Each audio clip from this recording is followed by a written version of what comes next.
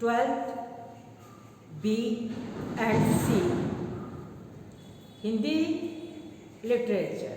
बच्चों, आज मैं आप लोगों को प्रकृति चित्रण में भवानी प्रसाद मिश्र द्वारा रचित मंगल वर्षा के बारे में बताती हूँ। शब्द संगत आप लोग को सुनना है, समझना है। सही बच्चे ध्यान से सुनेंगे।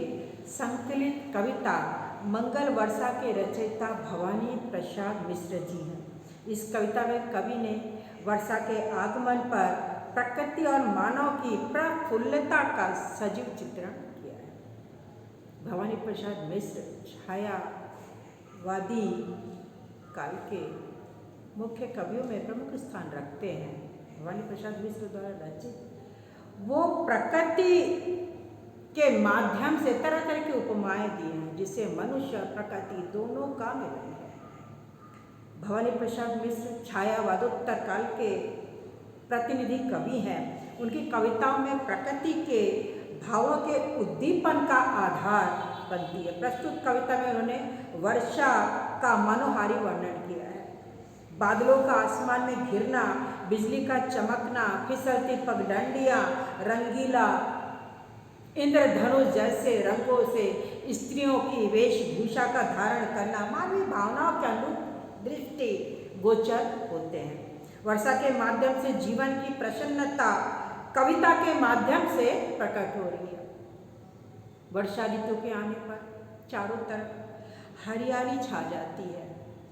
पेड़ पौधों में चमक से आने लगती है। फूलों के अंकुर फूटने लगते हैं। ऐसा लगता है जैसे प्रेम का अंकुर फूट रहा है। लोक छवियों और लोक जीवन की अनुभूतियों का सुंदर वर्णन इस कविता में आपको देखने को मिलेगा।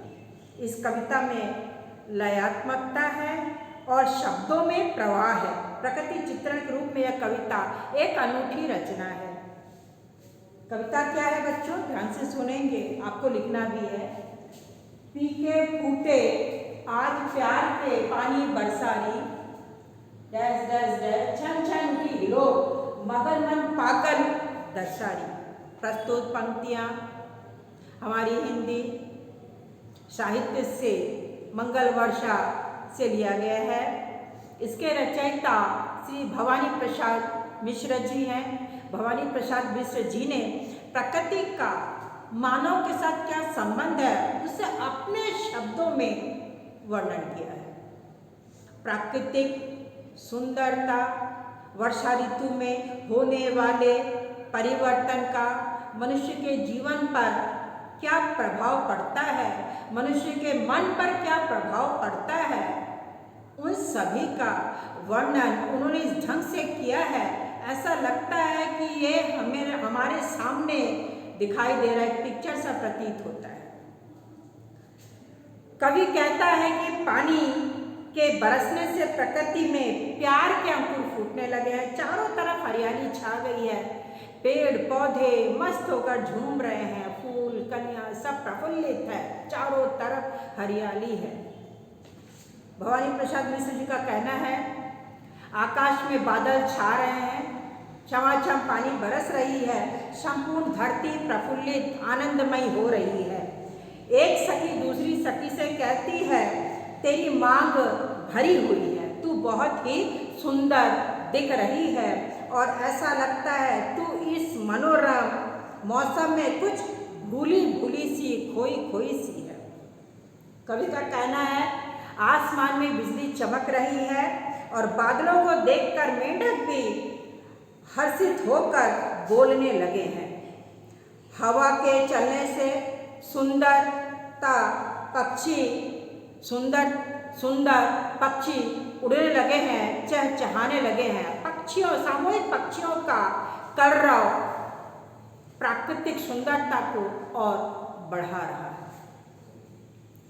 वर्षा ऋतु के आगमन पर तालाबों में, जलाशयों में भरपूर जल भरा हुआ है।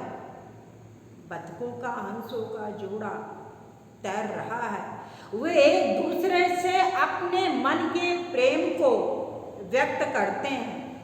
मन उनका प्रफुल्लित है, खुश है, पानियों से भरा हुआ जलाशय है, तालाब है, और उन्हें क्या चाहिए, वो अपने मित्रता प्रेम को निभा रहे हैं।